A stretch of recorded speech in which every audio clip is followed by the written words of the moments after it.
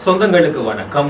இன்றைய எமது காணொளியில் நாங்கள் பிள்ளையான் தொடர்பான சில முக்கியமான திருப்பங்கள், பிள்ளையானினுடைய கைதுக்கு பின்னர் வெளிவந்துள்ள சில முக்கிய நபர்கள் தொடர்பான அதிர்ச்சிகரமான விடயங்கள் தொடர்பாகவும், முன்னாள் பாராளுமன்ற உறுப்பினர் அல்லது முன்னாள் அமைச்சர் ஒருவர் குறிப்பாக யாழ்ப்பாணத்தில் கைது செய்யப்பட போகின்றார் என்பது தொடர்பான விடயம் தொடர்பாகவும், ஜனநாயக தமிழ் தேசிய கூட்டணியினுடைய வேட்பு மனுக்கள் நிராகரிக்கப்பட்ட நிலையில் தற்போது ஏற்றுக்கொள்ளப்பட்ட விடயம் தொடர்பாகவும் விரிவாக ஆராய உள்ளோம். அத்துடன் கருணா அம்மான் தொடர்பாக விடுதலை புலிகளினுடைய தலைவர் வேலுப்பிள்ளை பிரபாகரன் தொடர்பாக கருணா அம்மான் ஒரு முக்கியமான குற்றச்சாட்டை தற்போது முன்வைத்துள்ளார். அது தொடர்பாகவும் நாங்கள் பார்க்க இருக்கிறோம்.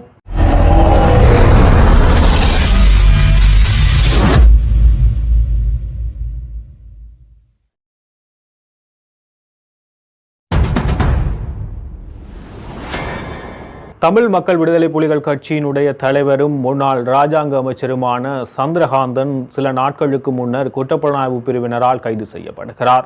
கிழக்கு பல்கலைக்கழகத்தினுடைய துணைவேந்தராக இருந்த சிவசுப்பிரமணியம் ரவீந்திரநாத் கடத்தப்பட்டு காணாமல் ஆக்கப்பட்ட சம்பவம் தொடர்பாக பிள்ளையான் கைது செய்யப்பட்டது எங்கள் அனைவருக்கும் தெரிந்த ஒரு விடயம். இந்த நிலையில் அவரை 90 நாட்கள் தடுப்பு காவலில் வைத்து தடுத்து விசாரணை செய்வதற்காக அவர்களுக்கு நீதிமன்றம் உத்தரவு பிறப்பித்த நிலையில் அவர் தற்போது தடுப்பு காவலில் வைக்கப்பட்டுள்ளார். இந்த நிலையில் ஒரு முக்கியமான சர்ச்சை தற்போது ஏற்பட்டுள்ளது. இந்த பிள்ளையானுடன் தொடர்பை ஏற்படுத்த முன்னாள் ஜனாதிபதி ரணில் விக்ரமசிங்க முனைந்துள்ளார். ரணில் விக்ரமசிங்க பிள்ளையானுடன் தொடர்பை ஏற்படுத்துவதற்கு தொலைபேசியினூடாக உரையாடுவதற்கு சந்தர்ப்பம் ஒன்றை கேட்ட விடயம் தற்போது பூதாகரமாகியுள்ளது. இதற்கு முன்னர் முக்கியமான ஒரு விடயம் இடம்பெற்றுள்ளது.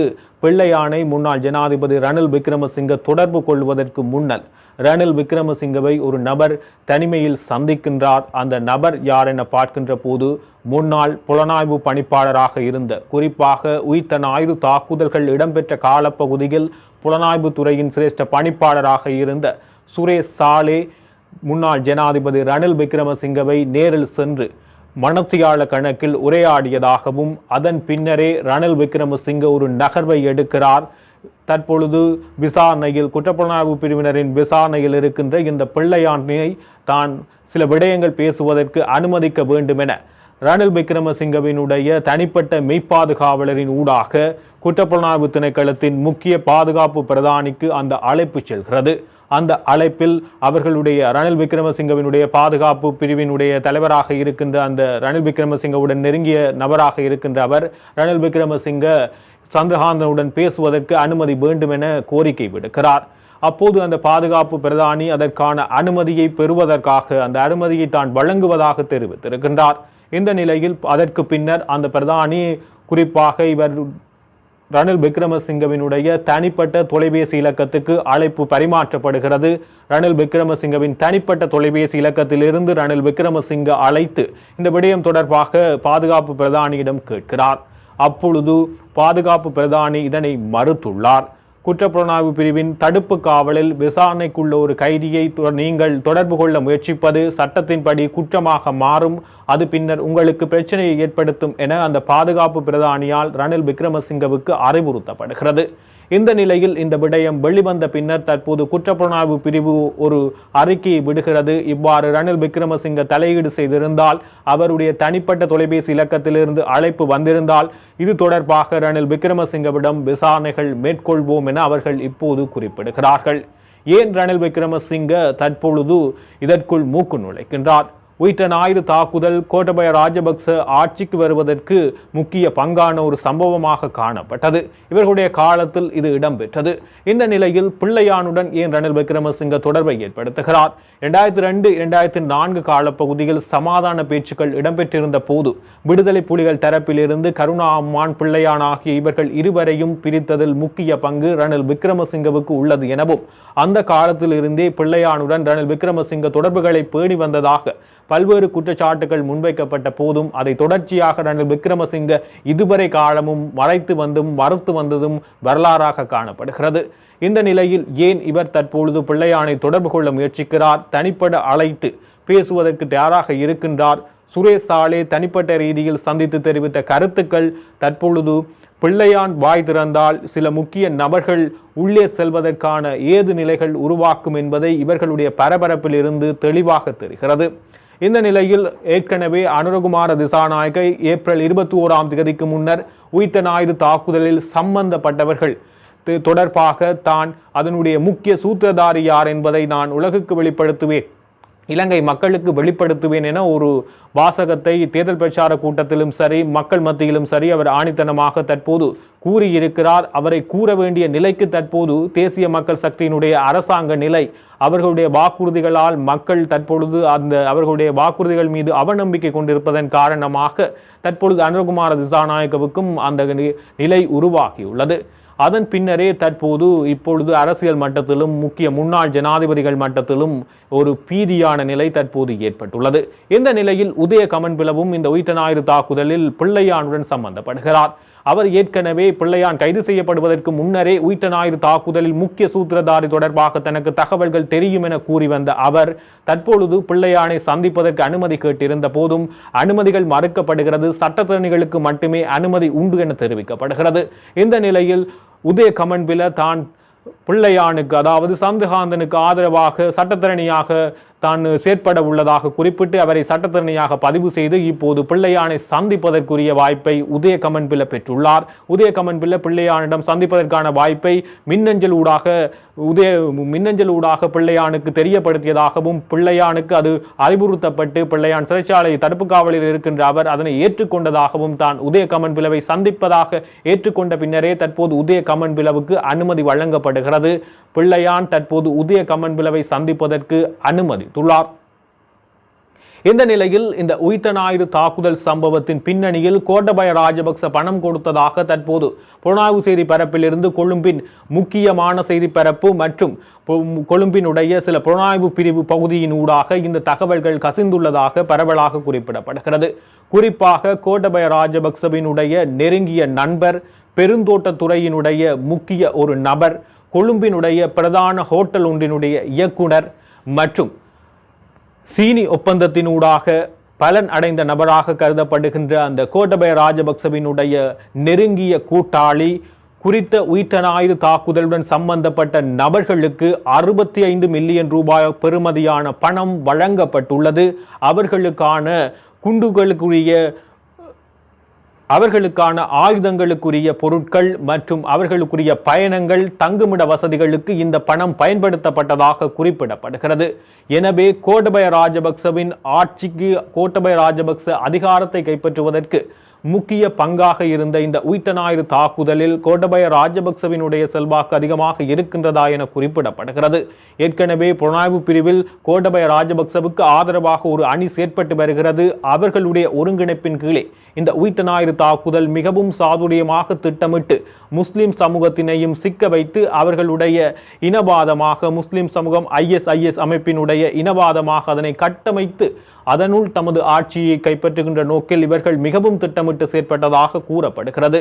இலங்கையினுடைய மிகவும் சக்தி வாய்ந்த அரச குடும்பங்களில் ஒன்று இதில் நேரடியாக சம்பந்தப்பட்டுள்ளது என ஏற்கனவே சர்வதேச புலனாய்வு பிரிவும் அமெரிக்காவினுடைய FBI அறிக்கையிலும் தெளிவாக அது கோடிட்டு காட்டப்படுகிறது. அந்த சக்தி வாய்ந்த குடும்பம் யார் என்பது சிலருக்கு புரியாததாக இருந்தாலும் சிலர் ஊகங்கள் அடிப்படையில் அவை கோட்டபய ராஜபக்ச, மஹிந்த ராஜபக்ச குடும்பமாக இருக்கும் என குறிப்பிடுகின்ற நிலையில் தற்போது கோட்டபய ராஜபக்சவின் கூட்டாளியின் ஊடாக பணம் பரிமாற்றப்பட்டுள்ளது உறுதிப்படுத்தப்பட்டுள்ளது, மேலும் சிக்கல்களை ஏற்படுத்தியுள்ளது.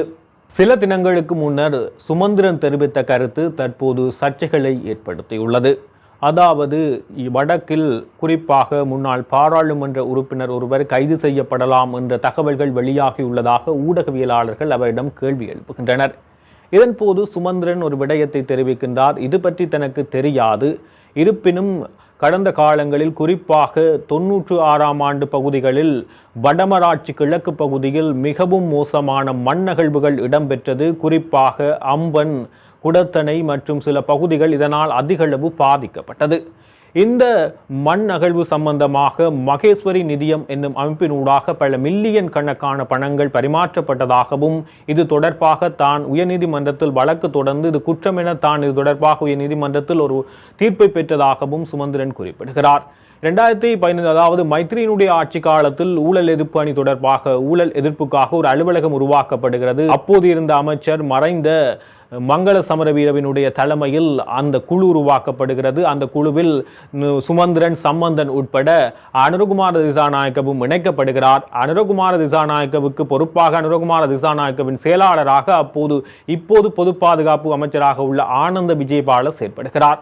அவர் ஆனந்த விஜயபால தான் அந்த அலுவலகத்தினுடைய இவருடைய செயலாளராக இருந்தவர். அந்த அலுவலகத்தின் முழு பொறுப்பையும் அனுரகுமார திசாநாயக்கவின் சார்பாக இவர் மேற்கொள்கிறார்.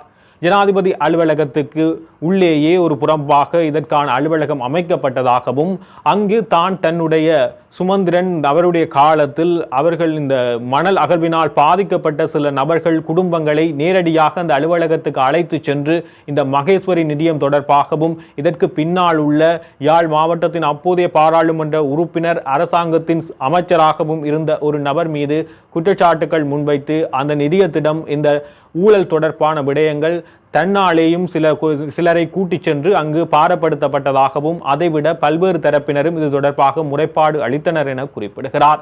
எனவே அப்போது செயலாளராக இருந்த ஆனந்த விஜயபால இப்போது பொது பாதுகாப்பு அமைச்சராக இருக்கின்ற நிலையில் அப்போது கொடுத்த அந்த ஆவணங்களை அவர் தற்போது பரிசீலித்து அது தொடர்பான தண்டனைகளை வழங்குவதற்கு முயற்சிக்கிறார்களா என்று தனக்கு தெரியாது என சுமந்திரன் குறிப்பிடுகிறார்.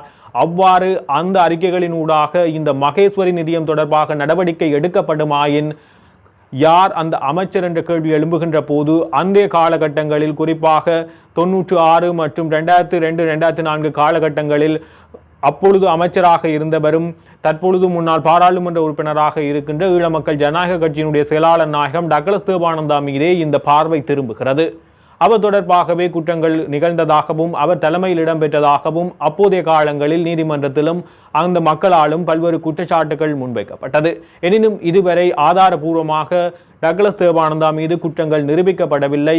அவை ஊகங்களாகவே காணப்பட்டதாகவும் குற்றச்சாட்டுகளாக காணப்படும் நிலை காணப்படுகிறது. தற்போது இந்த தேசிய மக்கள் சக்தி அரசாங்கத்தில் டக்ளஸ் தேவானந்தா மீது நடவடிக்கை எடுக்கப் போகிறார்களா என்ற ஒரு ஊகங்கள் தற்பொழுது பல்வேறு தரப்பினர் பல்வேறு முன்னாள் அமைச்சர்கள் தொடர்பாக தொடர்ச்சியாக அதிரடி நடவடிக்கைகளை எடுத்து வரும் தேசிய மக்கள் சக்தி தற்பொழுது இந்த டக்ளஸ் தேவானந்தா விவகாரத்திலும் குறிப்பாக மகேஸ்வரி நிதிய விவகாரத்தில் கைதுகளை மேற்கொள்ளுமாயென பொறுத்திருந்துதான் பார்க்க வேண்டும். நீண்ட காலத்துக்கு பின்னர் தற்போது மீண்டும் அரசியல் செயற்பாடுகளில் குதித்துள்ள கருணா அம்மான் பல்வேறு விடயங்களை வெளிப்படுத்தியுள்ளார்.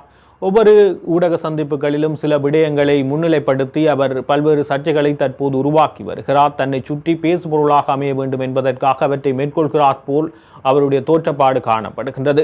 அந்த வகையில் தற்போது சர்வதேச ஊடகம் ஒன்றுக்கு நேர்காணல் வழங்கும் போது விடுதலை புலிகளினுடைய தலைவர் வேலுப்பிள்ளை பிரபாகரன் தன்னுடைய கட்டமைப்பின் கீழ் உள்ள போராளிகள் வளர விரும்ப மாட்டார் என தற்பொழுது குறிப்பிடுகிறார். அது அவர் திட்டமிட்டு செய்கிறாரா அல்லது கிழக்கு வடக்கு புலிகள் என்ற பாகுபாட்டின் அடிப்படையில் செய்யப்படுகின்றதா என்பது தனக்கு இன்று வரை விளங்கவில்லை என கருணா அம்மான் ஒரு கருத்தை குறிப்பிடுகிறார். விடுதலை புலிகளின் தலைவர் வேலுப்பிள்ளை பிரபாகரனுக்கு அவரை மீறி அவருடைய அமைப்பில் இருந்து ஒருவர் வளர்ந்துவிடக்கூடாது என்பதில் கவனமாக இருப்பதாக இந்த கருணா அம்மான் ஒரு குற்றச்சாட்டை முன்வைக்கின்றார். குறிப்பாக நாங்கள் கிழக்கில் இருந்து பல்வேறு போராட்ட தலைவர்கள் இருந்தாலும் புலிகளினுடைய கட்டமைப்பில் நாங்கள் தொடர்ச்சியாக புறக்கணிக்கப்பட்டு வந்தோம். விடுதலை புலிகளினுடைய தலைவர் பிரபாகரனை முக்கியமான கட்டங்களில் பாதுகாக்கும் பணிகளில் கிழக்கைச் சேர்ந்த போராளிகளே ஈடுபட்டார்கள். குறிப்பாக இந்த மணலாறு சண்டையை அவர் ஞாபகப்படுத்துகிறார்.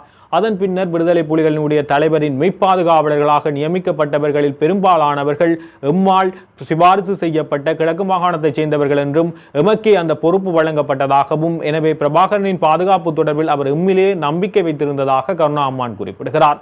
அத்துடன் விடுதலை புலிகளினுடைய புலனாய்வு பிரிவு, விடுதலை புலிகளினுடைய பொதுமக்கள் சேவை பிரிவு, விடுதலை புலிகளினுடைய அனைத்து பிரிவுகளிலும் கிழக்கைச் சேர்ந்த போராளிகள் தொடர்ச்சியாக புறக்கணிக்கப்பட்டு வந்தார்கள் எனவும் தளபதிகள் நிலையில் அவர்களுக்கான இடங்கள் வழங்கப்படவில்லை என்றும் தான் மட்டுமே முக்கிய தளபதியாக காணப்பட்ட நிலையில் ஏனையவர்கள் அவ்வாறான பொறுப்புகளில் இருந்து தொடர்ச்சியாக தட்டி கழிக்கப்பட்டு வந்த விரக்தி காரணமாகவே தாங்கள் விடுதலை புலிகளில் இருந்து விலக வேண்டிய நிலை ஏற்பட்டதே தவிர 2002-2004 சமாதான காலப்பகுதியில் எரிக் சொர்கேயம் தலைமையில் இந்த சமாதான உடன்பேச்சுக்கள் இடம்பெற்றுக் கொண்டிருக்கின்ற போது ரணில் விக்ரமசிங்கவின் தலையீட்டினால் நாங்கள் பிரிந்து சென்றோம் என கூறுவது எந்தவித உண்மையும் இல்லை என அவர் மறுத்துள்ளார். தற்போது அனைத்து பிழைகளையும் விடுதலை புலிகளின் தலைவர் வேலுப்பிள்ளை பிரபாகரன் மீது போட்டு அவர் தன்னை தற்போது நியாயவாதியாக மக்கள் முன்னிலையில் தன்னை வெளிக்காட்டுவதற்காக இந்த தேர்தல் காலத்தில் அதிகாரங்களை தன் பக்கம் ஈர்த்துக் கொள்வதற்கான செயற்பாடுகளை மிகவும் திட்டமிட்ட வகையில் மேற்கொள்கிறார். யாழ்ப்பாணம் மற்றும் வடக்கு கிழக்கு உட்பட பல்வேறு பகுதிகளில் ஜனநாயக தமிழ் தேசிய கூட்டணியினுடைய வேட்பு மனுக்கள் நிராகரிக்கப்பட்டன. இந்த நிராகரிப்பு சட்டவிரோதமானது என கூறி அவர்கள் உடனடியாக நீதிமன்றத்தை நாடியிருந்த நிலையில் நீதிமன்ற தீர்ப்புகள் தற்போது அவர்களுக்கு சாதகமான ஒரு பதிலை வழங்கியுள்ளது. அவர்கள் மீண்டும் தேர்தல்களில் போட்டியிடலாம் என்ற ஒரு ஏது நிலையை நீதிமன்ற தீர்ப்புகள் உருவாக்கியுள்ள நிலையில் தேர்தல் ஆணைக்குழுவும் அதற்கான செயற்பாடுகளை முன்னெடுப்பதாக உறுதியளித்துள்ளதாக தற்போது சுரேஷ் பிரேமச்சந்திரன் ஊடக சந்திப்பினூடாக இந்த விடயத்தை தெளிவுபடுத்தியுள்ளார். அத்துடன் அவர் இந்த தேசிய மக்கள் சக்தி தொடர்பாக பல்வேறு விடயங்களை இதில் பிரஸ்தாபித்துள்ளார். தேசிய மக்கள் சக்தி NBP என்ற 2 பேர்பலகைகள் தற்போது தொங்கவிடப்படுகிறது. தேசிய மக்கள் சக்தி NBP இப்பொழுது நாங்களுக்கும் JVPக்கும் தொடர்பு இல்லை, JVPயிலிருந்து வெளியில் வந்து நாங்கள் NBPயாக தேசிய மக்கள் சக்தியாக வேறு ஒரு கொள்கையில் பயணிக்கின்றோம், எங்களை JVP என கூற வேண்டாம் என அவர்கள் கூறி வருகிறார்கள். இந்த நிலையில் JVPR NBPR என்ற விளக்கத்தை சுரேஷ் பிரேமச்சந்திரன் வழங்குகின்றார். அத்துடன் களத்தொழில் அமைச்சர் சந்திரசேகரன் தொடர்பாகவும் சில காரசாரமான கருத்துக்களை அவர் தெரிவித்துள்ளார். அது தொடர்பான காணொளி இணைக்கப்பட்டுள்ளது. நீங்கள் அது தொடர்பாக விளக்கமாக பார்த்துக் கொள்ளலாம். வருகின்ற உள்ளூராட்சி சபை தேர்தலில் ஜனநாயக தமிழ் தேசிய கூட்டணியானது வடக்கு கிழக்கின் சகல பிரதேச சபைகள், மாநகர சபைகள், நகர சபைகளிலும் போட்டியிடுகின்றது. இதில் சில பிரதேச சபைகள் பிரதேச சபைகளுடைய வேட்புமனுக்கள் நிராகரிக்கப்பட்டிருந்தன. இவை தொடர்பாக நீதிமன்றத்துக்கு நாங்கள் சென்று எங்களது முறைப்பாடுகளை செய்திருந்தோம். மேன்முறையீட்டு நீதிமன்றமானது எமது அனைத்து முறைப்பாடுகளையும் ஏற்றுக்கொண்டு சகல பிரதேச சபைகளிலும் ஜனநாயக தமிழ் தேசிய கூட்டணி தாக்கல் செய்த வேட்புமனுக்கள் ஏற்றுக்கொள்ளப்படும் என அங்கீகரிக்கப்பட்டிருக்கின்றது. அது தொடர்பாக தேர்தல் ஆணையகம் சட்டமா அதிபருடைய திணைக்களத்துடன் பேசி அவர்களும் அதன் பிரகாரம் தேர்தல்கள் அவர்களை முனைத்து கொண்டு நடத்தப்பட வேண்டும் என்ற விடயத்தை கூறியிருக்கின்றார்கள். இதே போல ஏனைய பல பிரதேச சபைகளுக்கும் இவ்வாறான பிரச்சனைகள் இருந்து அந்த பிரச்சனைகளும் இப்பொழுது தீர்க்கப்பட்டிருக்கின்றது. ஆகவே நாங்கள் இலங்கை தேர்தல் ஆணையகம் எல்லோருக்குமாக வருகின்ற 6ஆம் தேதி தேர்தல் நடக்கும் என்று ஒரு அறிவித்தலை கொடுத்திருக்கிறார்கள். அந்த அடிப்படையில் எங்களது நிராகரிக்கப்பட்ட பிரதேச சபைகளைச் சேர்ந்த அனைவரும் இப்பொழுது தங்களது பிரச்சார பணிகளை ஆரம்பித்திருக்கின்றார்கள். பிரச்சார வேலைகளும் நடைபெற்று கொண்டிருக்கின்றது. அவை இதே சமயம் நான் சில விஷயங்களை இங்கு குறிப்பிட வேண்டும். ஒன்றும் முக்கியமாக உள்ளூராட்சி சபை தேர்தல்களிலும் அரசாங்கம் தாங்களே வெல்ல வேணும் என்று சொன்ன ஒரு நிலையில் முக்கியமாக பிரதம மந்திரி, ஜனாதிபதி, வெளிவிவகார அமைச்சர் போன்ற பல அமைச்சர்களும் இங்கு இருக்கக்கூடிய கடத்தொழில் அமைச்சருக்கு மேலதிகமாக பல்வேறுபட்ட அமைச்சர்களும் வடக்கு கிழக்கு மாகாணங்களுக்கு விஜயம் செய்து பல கூட்டங்களில் பங்கு பெற்றி அவர்களும் இந்த தேர்தலில் தாங்கள் வெல்ல வேண்டும் என்ற அவசியத்தை பற்றி பேசி வருகின்றார்கள். முக்கியமாக அவர்கள் சொல்லக்கூடிய விடயம், நாங்கள் இலங்கையர்களாக ஒன்றிணைவோம் என்று கூறுகிறார்கள். ஊரும் நமதே, நாடும் நமதே என்ற விதமான கோஷங்கள் எல்லாம் அவர்களால் முன்வைக்கப்படுகின்றது. மறுபுறத்தில் பார்ப்போம் என்று சொன்னால் திரு சுமந்திரன் போன்றோர் ஊர் எங்களுக்கு, நாடு அவர்களுக்கு என்ற விதமான வேறு சுலோகனையும் அவர்கள் சொல்கிறார்கள்.